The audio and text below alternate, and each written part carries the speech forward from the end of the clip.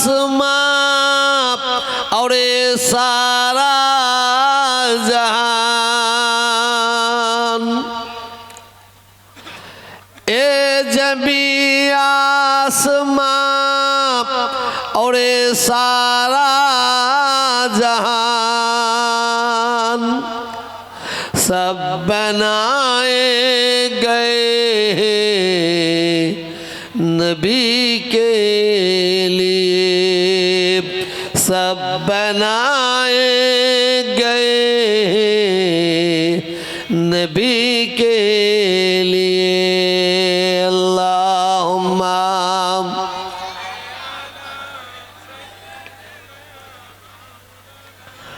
वाला आले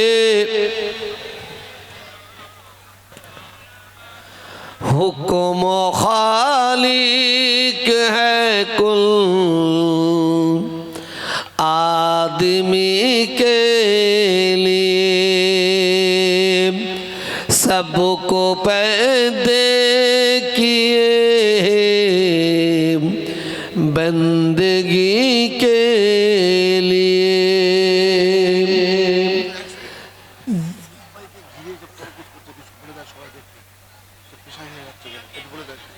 जानो दिल से जो कुर्बान हो सरकार पर,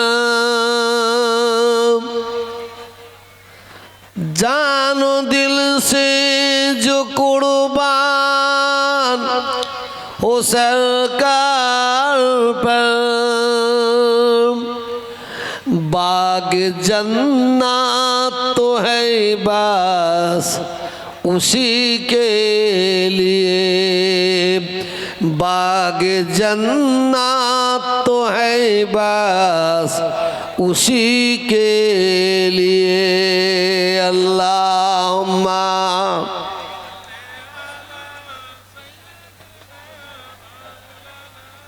वाला आले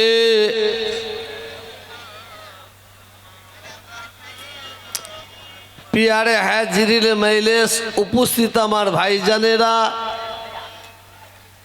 आमार नामाजी परेजगारी मुक्तादी आमार आल्लाहवाला भाईरा, पर्दार आड़ालेर आमार मा ओ बोनेरा, सर्वप्रथमे आल्लाह ताआलार दरबारे लाख लाख कोटी कोटी शुक्र आदा करे नी।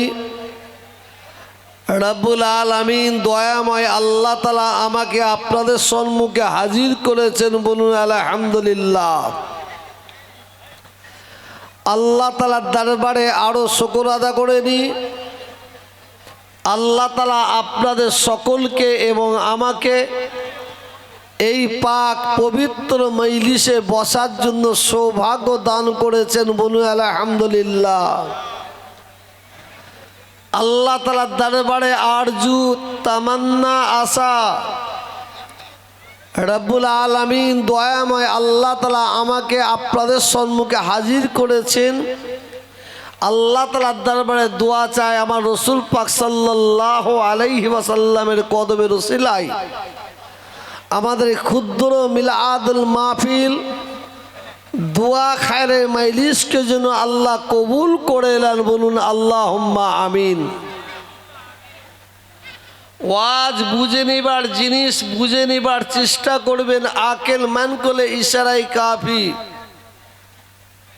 আমার আগের বক্তা ওয়াজ নসিহত করেছেন, বিশেষ করে এখানে আল্লাহ রাসূলের দরবারে মেহমান অনেক আছেন। আমরা আজকে এমন একটা আল্লাহ এবং আল্লাহ রাসূলের মেহমানকে পেয়েছি যে মানুষটা পায়ে হেঁটে পবিত্র আল্লাহর ঘর কাবা শরীফ তওয়াফ করেছেন। আমার রাসূল পাক সাল্লাল্লাহু আলাইহি ওয়াসাল্লামের রওজা মুবারক জিয়ারত করেছেন। আজকে হাজারে হাজারে মানুষ এই পবিত্র মজলিসে এসেছেন। আমি বিশেষ করে যারা এর আগে মেলা কমিটি ছিলেন খালেক ভাই থেকে ফরিদ ভাই থেকে আরো অন্যান্য ব্যক্তি যারা ছিলেন তাদের করে হাজারো সালাম জানাই, হাজারো স্যালুট জানাই। একটা শরীয়ত বিরোধী কাজ কে তারা ত্যাগ করে দিয়ে তারা আজকে ইসলামের যে দরকার, যে কাজটা দরকার, যেটা আমাদের করণীয়, সেই ধরনের একটা মাহফিল আয়োজন করেছেন। আমার পীর, আমাদের সকলের পীর, ভারতের দ্বিতীয় মুসলিম তীর্থভূমি ফুরফুরা শরীফ মুজাদ্দেদ জামান হযরতে পীর আবু বকর সিদ্দিক রহমাতুল্লাহ আলাইহি এবং তার 5 সুযোগ্য সাহেবজাদা হযরতে বড় হুজুর, মেজ হুজুর, সেজ হুজুর, ন হুজুর, ছোট হুজুর পীর রহমাতুল্লাহ আলাইহি এবং তার আওলাদরা যেভাবে ইসলামের খেদমত করে গেছেন, করছেন, শরীয়তের সবচেয়ে গড়িত কাজ হচ্ছে বেদাত কাজ হচ্ছে। সেই বেদাত কাজ থেকে তারা মানুষকে অন্যায় কাজ থেকে, গড়িত কাজ থেকে যারা নাই পথে, সত্য পথে, দিনের পথে নিয়ে এসেছিলেন, সারা বাংলার মানুষ যদি অস্বীকার করে, এর চেয়ে বড় বেঈমানি আর কিছুই হবে না। আজকে সারা বাংলার মানুষ মাথায় টুপি পরতে শিখেছে, দাড়ি রাখতে শিখেছে, ধুতিকে খুলে দিয়ে নুগি পরতে শিখেছে, শার্টকে খুলে দিয়ে পাঞ্জাবি পরতে শিখেছে, কোরআন পড়তে শিখেছে, হাদিস পড়তে শিখেছে, নামাজ পড়তে শিখেছে, মসজিদে যেতে শিখেছে, আব্বাকে আব্বাজান বলতে শিখেছে, আম্মাকে আম্মাজান বলতে শিখেছে, মুরব্বীদের সম্মান দিতে শিখেছে, বাচ্চাদের স্নেহ করতে শিখেছে। আপনি মুসলমান ঘরে জন্মগ্রহণ করেছেন, তথাপি আপনি অন্য ধর্মের মানুষকে শ্রদ্ধা করতে শিখেছেন। আজকে যার ওসিলায় তিনি হচ্ছেন মুজাদ্দেদে জামান পীর আবু বকর সিদ্দিক রহমাতুল্লাহ আলাইহি। সারা ভারতবর্ষের মানুষ ইসলামের আলো পেয়েছে, ইসলামের জ্যোতি পেয়েছে, নূর পেয়েছে, ইসলামকে চিনেছে, শরীয়তকে চিনেছে। যদি কেউ অস্বীকার করে, এর চেয়ে বড় বেঈমানি আর কিছু হতে পারে না। তিনি হচ্ছেন গরিবি নওয়াজ হযরতে খাজা মাইনুদ্দিন চিশতি রহমাতুল্লাহ আলাইহি। আমি আমার একটা ছোট্ট ঘটনা আমি আপনাদের সম্মুখে বলি। হুগলি এবং মেদিনীপুর, আমার কথা রেকর্ডিং হচ্ছে, তারা নিশ্চয়ই শুনবেন। হুগলি এবং মেদিনীপুরের একটা বর্ডার আছে, ওখানে একটা জায়গা আছে, জায়গাটার নাম হচ্ছে বাগচা। শতখানেক বাড়ি সেখানে আছে। ওখানে মসজিদের অভাব, নামাজের অভাব। ওই জায়গায় খুব নামাজির অভাব। দলবদ্ধভাবে আমাকে এসে বললেন, হুজুর আমরা এখানে মসজিদ করতে চাই, একটু সাহায্য করুন। আমি কয়েক লক্ষ টাকা সাহায্য করলাম। মসজিদ সুন্দরভাবে হয়ে যাওয়ার পরে বলল, হুজুর আপনি একবার আসুন। আমি গেলাম, সুন্দর মাশাআল্লাহ মসজিদ করেছে। বলল, হুজুর মসজিদের পাশে একটা ইমামের ঘর দরকার। আমি ঠিক আছে, আমি দেখে নিচ্ছি। আমি গিয়েছিলাম 2 ঘন্টা 2.5 ঘন্টার জন্য। মানে বেলা 2টোর মধ্যে আমি বেরিয়ে চলে আসব। আমার চোখে পড়ে গেল কি জানেন, প্রত্যেকের বাড়ি, অধিকাংশ মানুষের বাড়ির সম্মুখে ছোট্ট ছোট্ট একটা বেদি করা আছে, যেমন হিন্দুরা বেদি করে ঠিক ওইরকম বেদি করা আছে। তা আমি জিজ্ঞাসা করলাম এইগুলো কি? বলছে নজরগা পীরের স্থান। আমি আবার কি নজরগা পীরের স্থান হলো? আমি এখানে কি করা হয়? বলে আমরা যখন বাড়ি থেকে বাইরে বেরিয়ে একটু সালাম করে নি, আমাদের মেয়েদের বিবাহ হয় তখন এখানে সালাম করে সেজদা দিয়ে সবাই বিবাহ করতে যায়। ছেলে মেয়েরা স্কুলের ছেলে মেয়েরা যখন পড়াশোনা করতে যায় ওখানে সালাম করে যায়, আবার এসে সালাম করে। আমি মনে হয় ই তো শিরক, ই তো শিরক, এটা চলবে না। একে তোমরা ভেঙে উড়িয়ে দাও। সবাই দেখি একে অপরের মুখ চাচাই করছে, বলছে আমরা ভাঙতে পারবো না। কেন? ভাঙতে গিয়ে যদি কিছু আমাদের ক্ষতি হয়ে যায়, ছেলে মরে যায়, মেয়ে মরে যায়, আমরা মরে যাই, তখন ওরাই ওদের মধ্যে একজন বললো যদি পারেন আপনি ভাঙেন। তো ওখানে কিছু শিক্ষিত ছেলে মেয়ে আছে, গুটাকুড়ি ছেলে মেয়েকে আমি সামনে ডাকলাম, ডেকে বললাম তোরা কি আমার সাথ দিবি? তোরা কি আমার সাথ দিবি? বলে হ্যাঁ হুজুর দেবো।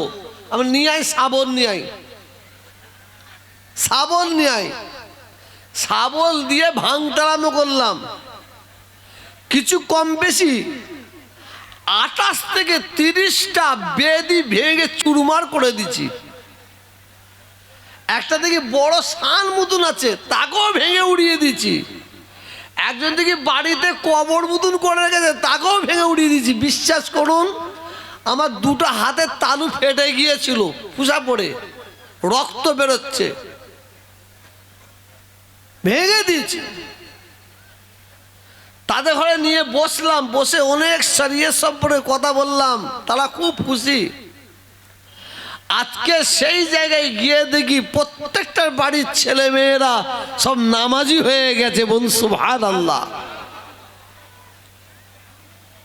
আজকে শিয়াব ভাই বক্তব্য রাখলেন, আপনারা বক্তব্য শুনেছেন। আজকে শিয়াব ভাইয়ের জন্য এত হাজার হাজার মানুষ কেন, কিসের জন্য?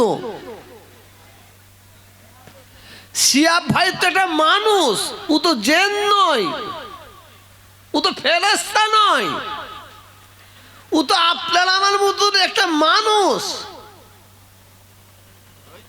তাকে দেখার জন্য এত হাজার হাজার ছেলে মেয়ে কেন? এই মাজমপুর মেলার যেখানে হতো সেই জায়গায় জলসাজে হাজির হয়েছে কিসের জন্য?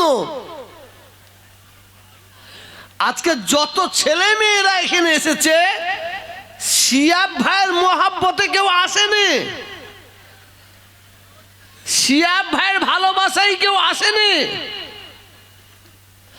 আজকে হাজার হাজার ছেলে মেয়েরা এখানে হাজির হয়েছে আল্লাহর বাইতুল্লাহ কাবা শরীফের ভালোবাসায়, আমার নবীর ভালোবাসায় তারা এসেছে। আগে কাবা শরীফ, তারপরে মদিনা শরীফকে ভালোবেসে তারপরে শিয়াব ভাইকে ভালোবেসেছে। কারণ এই মানুষটা কত ভাগ্যবান, এই মানুষটার তাকদীর কত ভালো যে আমরা পয়সা থাকতো মক্কা শরীফ মদিনা শরীফে যেতে পারিনি।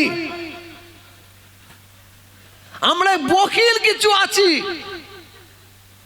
অনেকে বলে ছেলের বিয়ে দিয়ে যাব, মেয়ের বিয়ে দিয়ে যাব। তারা যেন মনে করে আমরা কত বছর বাঁচবো সেইটা আমরা সার্টিফিকেট পেয়ে গেছি। আজকে যে শিয়াব ভাই পায়ে হেঁটে আল্লাহর বাইতুল্লাহ কাবা শরীফে গেছেন, মদিনা শরীফে রাসূলের রওজা মুবারক শরীফ জিয়ারত করেছেন, সেই নবী সেই কাবাকে ভালোবেসে আজকে এখানে এসেছে, এসে কি বলছে সবাই? শিহাব ভাই ধন্য, শিহাব ভাই ধন্য, শিহাব ভাই ধন্য। আমার বক্তব্যের দ্বারাই কি বলতে চাই যে বুঝার চেষ্টা করবেন। শিহাব ভাই কিন্তু এখানে বক্তব্য দিয়েছে, আপনার বক্তব্য শুনেছেন। শিহাব ভাইয়ের বক্তব্যের মাঝ থেকে কি পেলেন আপনারা? কি পেয়েছি আমরা? শিহাব ভাই যত বক্তব্য দিয়েছেন সবচেয়ে মূল্যবান বক্তব্য যেটা হচ্ছে নামাজের কথা বলেছেন। শিহাব ভাই কি বললেন? আমি পায়ে হেঁটে হজ করতে গেছি, আমি পায়ে হেঁটে হজ করতে গেছি বলে আমি জান্নাতি, এটা আমি শিহাব বলতে পারবো না। বাস্তবে তাই। শুধু শিহাব ভাই কেন, সারা পৃথিবী থেকে যত মানুষ হজ করেছে, হজ করতে যাবে, কোটি কোটি কোটি কোটি মানুষ হজ করছে, হজ করবে, আল্লাহ করান। কোন মায়ের লাল একটা কেউ বলতে পারবে না যে আমার হজ আল্লাহ কবুল করে নিয়েছেন,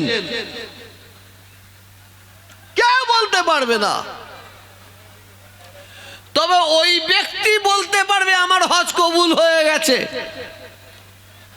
ওই ব্যক্তি বলতে পারবেন আমার হজ আল্লাহ কবুল করেছেন। কোন ব্যক্তি? যেটা আমি তোহা বলিনি, আমার বাপ 14 পুরুষ বলছে না, যে কথাটা স্বয়ং আল্লাহ রসুল বলে গেছেন। বলুন সুবহানাল্লাহ। আল্লাহ রসুল স্বয়ং নিজে বলছেন, হুমা জান্নাতুকা ওয়া নারুকা। আমার বাপ দাদা 14 পুরুষ কেউ বলেনি, আল্লাহ নবী বলছেন হুমা জান্নাতুকা ওয়া নারুকা। যদি কোনো ছেলে মোহাব্বতের সঙ্গে, ভালোবাসার সঙ্গে মায়ের মুখের দিকে তাকায়, মাকে ভালোবাসে, বাপকে ভালোবাসে, মাকে মোহাব্বত করে, বাপকে মোহাব্বত করে, সেই মোহাব্বত সেই ভালোবাসা চোখ দিয়ে মা বাপের মুখের দিকে একবার তাকাবে, আল্লাহ রসুল বলছেন ওই ছেলেটাকে আল্লাহ তাআলা একটা মকবুলিয়াতি হজের সব দান করবে। বলুন সুবহানাল্লাহ। একটা।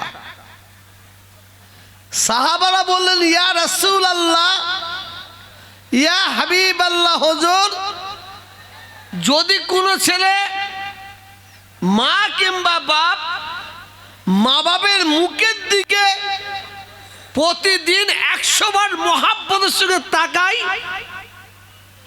আল্লাহ রসুল বললেন ওই ছেলেটাকে আল্লাহ 100টা মকবুলিয়াতি হজের সওয়াব দান করবেন। মকবুলিয়াতি মানে কি? যে হজ আল্লাহ কবুল করে নিয়েছেন। শিহাব ভাই কিন্তু একটা কথা বলেছেন, আপনারা মনোযোগ দিয়ে শুনেছেন কিনা জানি না। উনি বললেন কি, হজ হচ্ছে ফরজ ধনী লোকের জন্য, নামাজ হচ্ছে ফরজ। যদি কেউ নামাজ, ফরজ নামাজ ছেড়ে দিয়ে সে যদি ফরজ রোজা হজ করতে যায়, তার হজ কবুল হবে কি না হবে তিনি বলতে পারবেন না। আমরা সবে বারাতে একদল মানুষ, একদল ইয়াং ছেলেরা কি করি, আমরা কর্মস্থানে কর্মস্থানে করে জিয়ারত করি, মসজিদে মসজিদে গিয়ে নামাজ পড়ি। সবে বারাতের নামাজ হচ্ছে নফল নামাজ, নফল নামাজ। এবছরে ফুরফুরা শরীফে, এবছরের কথা বলছি, 1 লক্ষেরও বেশি লোক গেছে শবে বারাতের রাত্রে। লক্ষেরও বেশি বলছে আমি জিয়ারত করতে গেছে আর মসজিদে নামাজ পড়ছে। কিন্তু ফজরের সময় কি দেখলাম, মসজিদে ভিড় নাই, সব কেটে পড়েছে।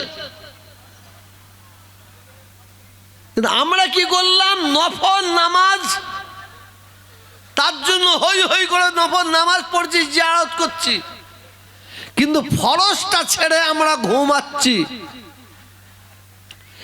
এই ইবাদতটা ঠিক নয়। আবার অনেক মাওলানা, অনেক বক্তা এই যারা শোয়ে বেড়াতে জিয়ারত করতে বেরোয়, কবর জিয়ারত করতে বলে বেরোয়, তাদের ঘরে তাম্বি করে, তাদের ঘরে বকাবকি করে, তাদের ঘরে রাগ করে, খেসা করে। ফরজের নামে খই নাই, নফল নিয়ে টানাটানি। তা আমি বাইক ক্যামেরা বলছি, যারা শোয়ে বেড়াতে রাত্রিরে নফল নামাজ পড়ার জন্য বেরিয়ে পড়েন, কবর জিয়ারত করার জন্য বেরোন, আপনারা বেরোবেন, বন্ধ করবেন না। এদের কথা শুনে আপনারা বন্ধ করবেন না। কারণটা কি, এই মনি সাহেবরা যদি আপনাদের বন্ধ করার জন্য বলে, তাহলে নাক ডেকে ঘুমাবেন, জিয়ারতও হবে না, নফল নামাজও হবে না, আর ফরজ তো হবেই না। এদের ঘরে বাধা দিও না, এদের ঘরে নফল নামাজ পড়তে দাও, কবর জিয়ারত করতে দাও। কবর জিয়ারত করা হচ্ছে সুন্নাত। আমার রাসূল কবর জিয়ারত করেছেন, এদের ঘরে বাধা দিও না। আমি ছোট্ট একটা এক্সাম্পল চালছি। একটা ধনী লোকের বাড়িতে একটা ভিখারি গেছে, গরিব মানুষ, গিয়ে বলছে আমাকে কিছু সাহায্য করো। তো ধনী লোকটা বকিল, কৃপণ, সে বলছে দুহা বেরিয়ে যা।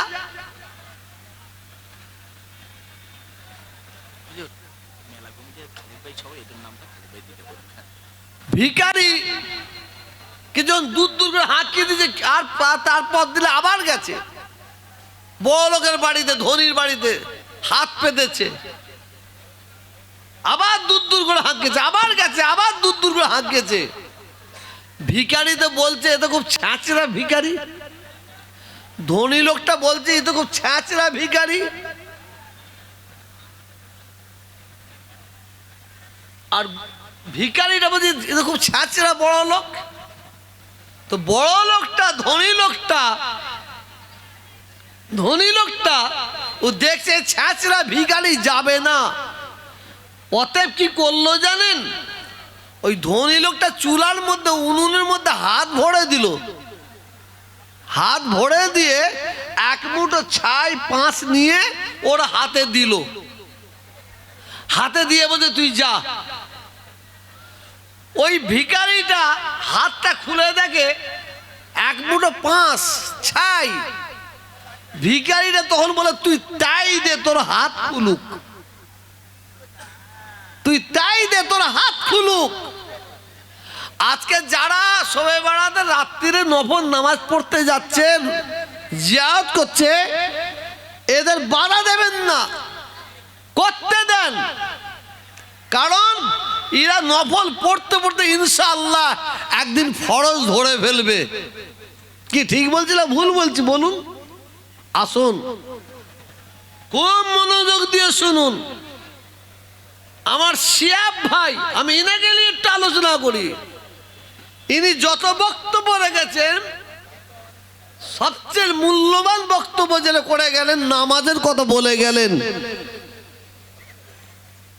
কুরআন শরীফটা খুলে দেখুন, কুরআন শরীফটা খুলে দেখলে বুঝতে পারবেন, কুরআন পাকের মধ্যে আল্লাহ তাআলা এক জায়গায় নয়, দু জায়গায় নয়, পাঁচ জায়গায় নয়, 10 জায়গায় নয়, 82টা জায়গায় আল্লাহ ঘোষণা করলেন ওয়াকিমুস সালাত।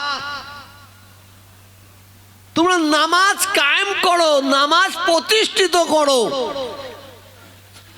নামাজের প্রতি আল্লাহ এত জোর দিলেন, আল্লাহ তো একবারই তো বলতে পারতেন ওয়াকিমুস সালাত, 82 বার বললেন। কেন, কিসের জন্য?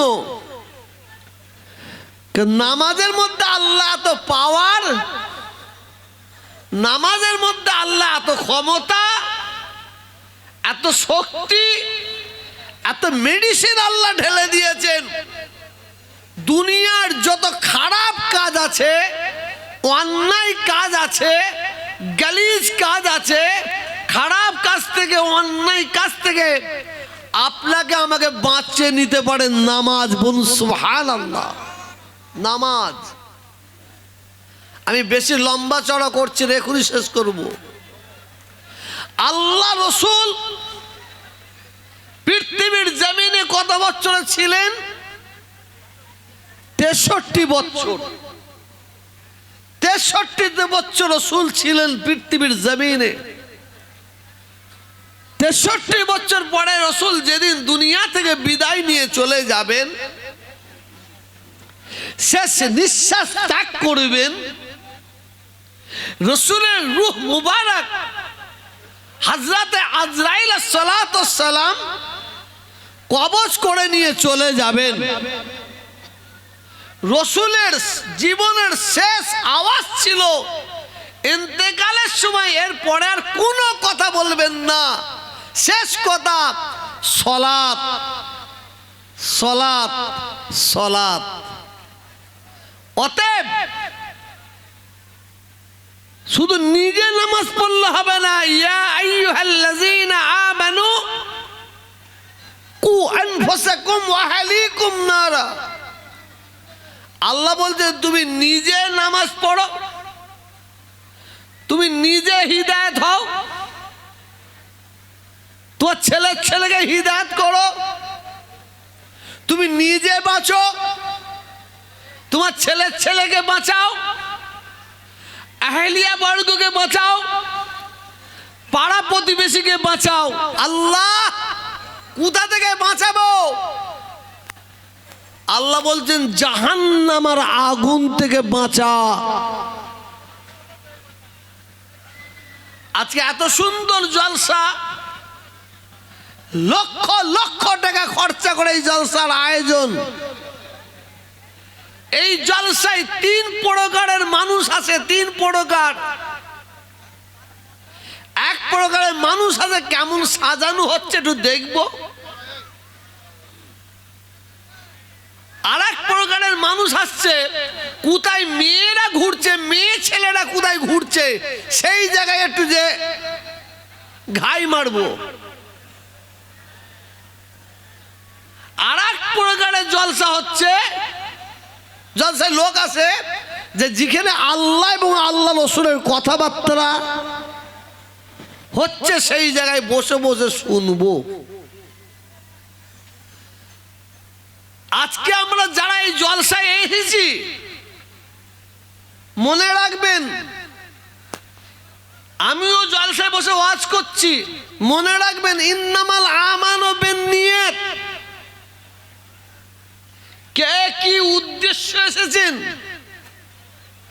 কে কি নিয়ত নিয়ে এসেছেন, কে কি খেয়াল এসেছেন, আপনি আমি কেউ বলতে পারবো না। ইন্নাল্লাহা আলা কুল্লি শাইইন কাদির। আল্লাহ হচ্ছেন সর্বশক্তিমান। ইন্নাহু আলিমুম বিজাতিস সুদূর। আল্লাহ বলছেন বান্দা তোরা দাঁড়িয়ে আছিস, বসে আছিস, তোরা মনে মনে কি ভাবছিস, কি চিন্তা নিয়ে এখানে এসেছিস, কি উদ্দেশ্য নিয়ে এখানে এসেছিস, আমি আল্লাহ তোদের মনের খবর সব জানি। বোন সুবহানাল্লাহ, সব জানে। ইন্নাল্লাহা আলা কুল্লি শাইইন কাদির। ইন্নাহু আলিমুম বিজাতিস সুদূর।